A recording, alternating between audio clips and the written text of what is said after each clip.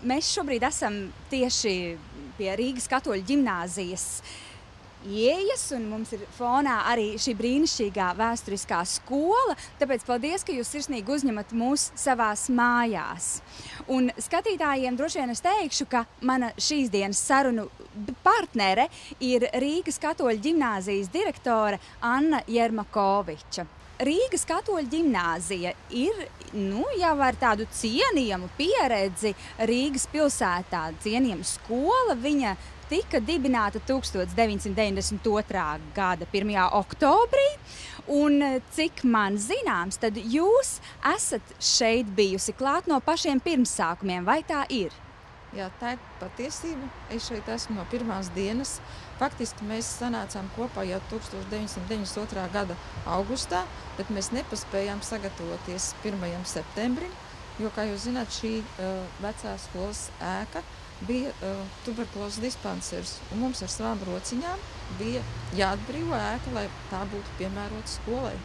Un tas nozīmē, ka pašā pirmajā gadā šai skolai patiesībā bija nevis 1. septembris, bet 1. oktobris, vai tā? Jā, es domāju, ka Svētā Mazā Terezīte par to parūpējās. Un tas nozīmē, ka jūs arī līdz pat šim laikam ļoti, tā teikt, turat cieņā 1. oktobru un atzīmējat šos kristīgos svētkus. Vispirms tā ir Mazās Terēzītes no Bērnu Jēzus svētku diena. Tā ir skolas dzimšanas diena, un mēs to svinam vienmēr kopā. Katoļu ģimnāzijas jaunais moto, ja es pareizi esmu informēta, ir tīra sirds tīrā vidē. Un šeit mēs tiešām stāvam it kā Rīgas viducī. Mēs dzirdam mašīnu rūkoņu tepat aiz žoga. Skaisti krāsojās rudens krāsās kļavas. Es redzu, ka bērni tur tālumā vāc un grābi lapas. Kā jūs šo moto tīra sirds tīrā vidē īstenojat skolas ikdienā? Tad mēs piedalījāmies UNESCO organizētajā pasākumā Lielākā mācību stunda, kura ilga veselu nedēļu šī mācību stunda par tīro vidi. Tad jūs redzat, ka mēs esam ļoti bagāti ar lapu kokiem. Un rudens šis ir pats skaistākais laiks, kad viņi krāsojās un kad šis bagātība pirms zemē. Mēs viņu nepazaudējam, mēs viņu savācam, un tas ir darīts, ne šogad es to iesāku, tas jau ir darīts pirms 2-3 gadiem. Šīs lapas tiek savāktas no visas tuvākās apkārtnes, pat no Alberta baznīcas apkārtnes, tuvāko māju apkārtnes un kompostētas.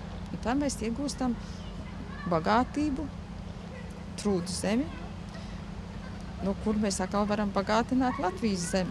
Šeit ir tāds, kā lai saka, Latvijas zelts. Un šīs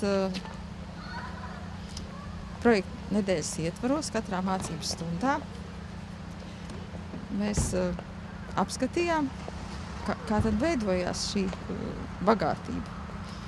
Mēs runājām ticības mācības stundā par to, kas ir humus, humilitas, pazemība.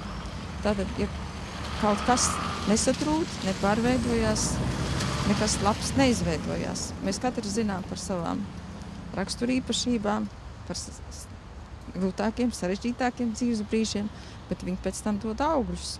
Labdien! Vēlreiz atgādināšu mūsu skatītājiem, ka mana šīs dienas saruna partnere ir Rīgas Katoļu ģimnāzijas direktore Anna Jermakoviča. Paldies vēlreiz, ka esat laipni piekritus piedalīties mūsu sarunā šodien.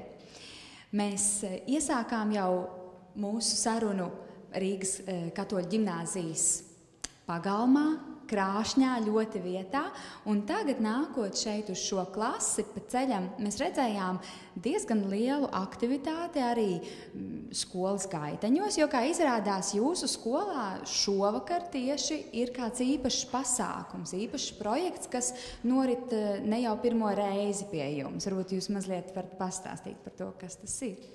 Tiešām es mazliet tikai varu pastāstīt, jo šis pasākums iesākās pirms 5 gadiem, kad es šeit nestrādāju.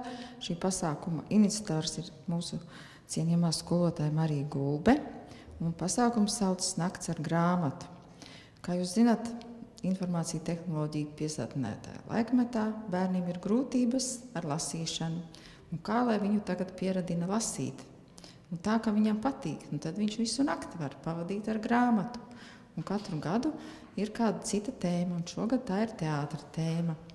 Un šogad viņi apspēlē Samauskas grāmatu Oliņu boliņu. Viņi ir paši iestudējuši kādus fragmentus, viņi noskatīsies profesionāli teātra izrādi, un pēc tam viņiem būs aktieru meistarklase, un pēc tam viņi spēlēs paši. Vai arī jūs, kā skolas direktori, piedalīsieties šajā procesā? Es, protams, piedalīšos kā skatītājs. Bet jūs arī paliksiet šeit visu nakti, protams. Tas, lai paliek noslēpums. Iespējams, ka es kaut kur noslēpšos, jo saprotu, ka gulēšana šeit nebūs. Viņiem būs arī nakts paslēpes, kad viņi ies ārā ar lukturīšiem, un daži skolas skolotāji teica, ka viņi tur sagaidīs viņus dažādos tērpos. Gan vēl nav īsti laiks karnevāliem, bet kas to zina, kas tur būs. Nu, ja viena no aktivitātēm šajā projektā ir arī nakts paslēpes, tad jāsaka, ka jums ir jānoslēpjas ļoti labi, tā lai skolnieki jūs nakts vidū arī neatrod. Bet vai šajā projektā piedalās visi šīs skolas skolnieki? Nu, tā kā par lasīt prasmi mēs runājam sākuma skolā, tie ir 1.–4. klašu skolēni. Teātrī iesaistīti ir arī vecāko klašu skolēni, 9. 12. Un viņi tātad rādīs šīs teātra meistarklases un arī deklamēs. Jā, un tad jācer, ka ar šādu ļoti pozitīvu pieredzi, ļoti pozitīviem iespaidiem par lasīšanu kā nodarbi, tad augļus jūs baudat arī tad nākamajās klasēs, jau 5., 6. līdz pat vidusskolas pēdējai klasei. Jā, es gribētu teikt, ka mums tiešām ir lasoši bērni, un tāpēc viņiem ir arī interesi par teātri. Un tik lielā mērā, ka mums ir vislielākā piekrišana teātra pulciņam. Pagājušo nedēļu bija Pārdaugavas skolu daļrasītāju konkurss, kurā piedalījās mūsu skolas skolēni. 5 no 1., 3., 7., 8. un 12. klases. Un viņi visi saņēma godalgotas vietas atzinību. 2 bija 3. pakāpe, 2 2. pakāpe un 1 ies tālāk uz Rīgu uzstāties. Vakar mums bija vecāka sapulce, un šie bērni runāja ziedoņa esejas, epifānijas, un vecākiem tas bija patiešām liels tāds patīkams pārsteigums un arī emocionāls pārdzīvojums, kad viņi redzēja, cik ļoti mūsu bērni labi lasa un izprot literatūru.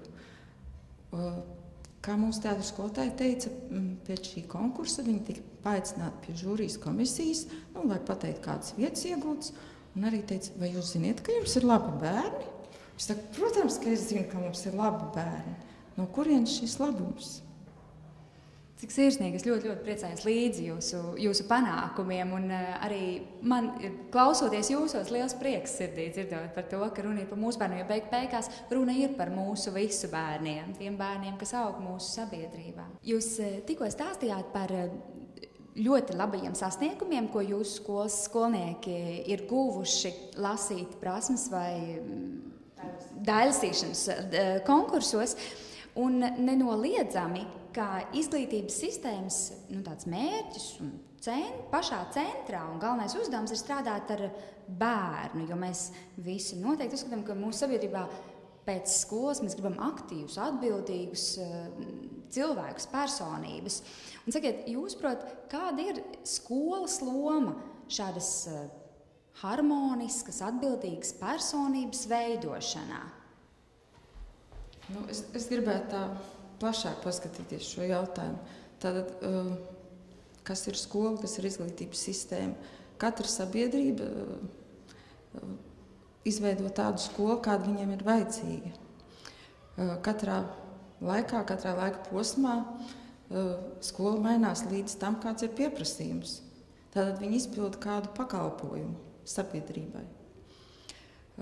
Es tādu nedaudz provocēšu, teiksim, ja es saku, ka skolēns tiek testēts, pārbaudīts, viņš tiek sodīts, viņš tiek apmācīts, par kādu gadsimtu mēs runātu? Ka viņš tiek vērtēts, salīdzināts, par kādu gadsimtu mēs runātu? Man liekas, es vēl no savas bērnības ļoti labi atceros. Respektīvi, tas bija 20. gadsimta beigu posms. Jā, bet patiesībā šāda veida izglītības sistēma bija 19. gadsimta Prūsijā, kur audzināja kareivjus. Tātad bija šāds pieprasījums. Un izglītības sistēmā ir liela inerce. Tātad mēs saprotam, ka laiks ir izmainījies, un šāda pieeja, kad mēs vērtējam, salīdzinām vienu ar otru skolēnu, bērnu, sodam, ka šī sistēma vairs nestrādā. Sabiedrība ir mainījusies. Mums ir kaut kas cits jāliek vietā. Jūs pareizi teicāt, tātad mums vairāk jāpievēršas tieši cilvēku personībai, viņa izaugsmei, viņa individualitātei. Ko tad mēs varam salīdzināt? Viņu pašu ar viņu pašu, viņu personisko izaugsmi. Uz to mums jāstrādā.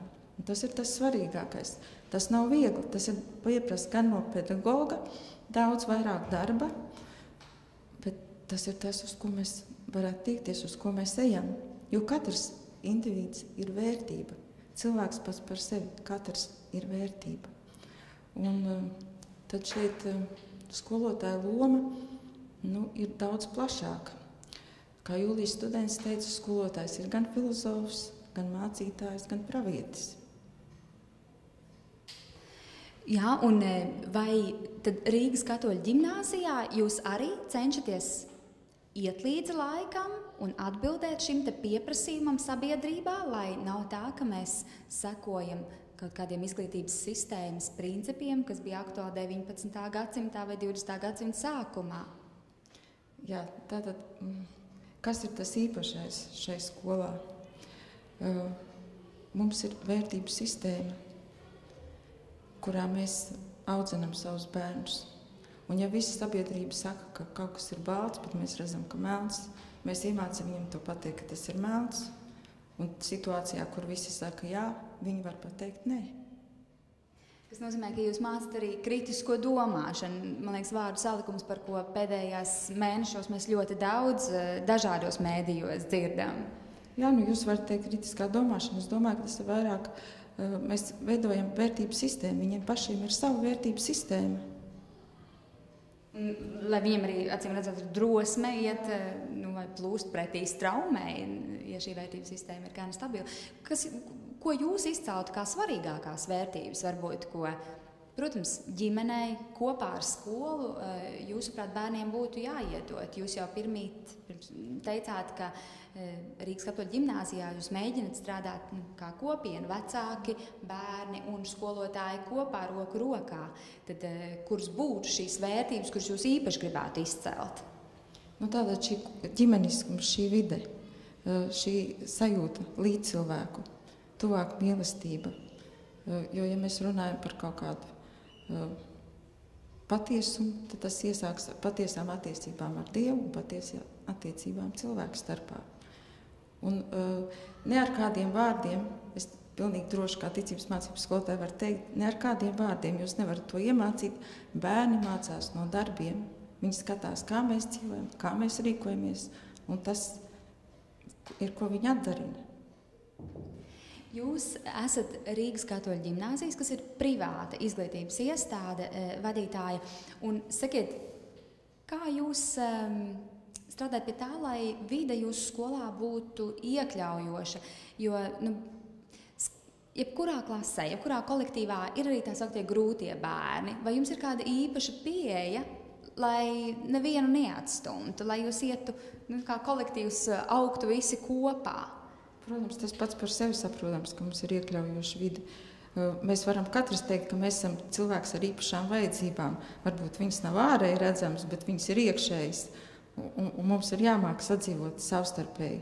Tādēļ mums vecākās klases ir sargeņģeļi. Jaunākām klasēs ir savi sargeņģeļi, dažādi kopīgi pasākumi, sākot ar svētceļojumiem, beidzot ar klases vakariem, kur katram ir sava loma.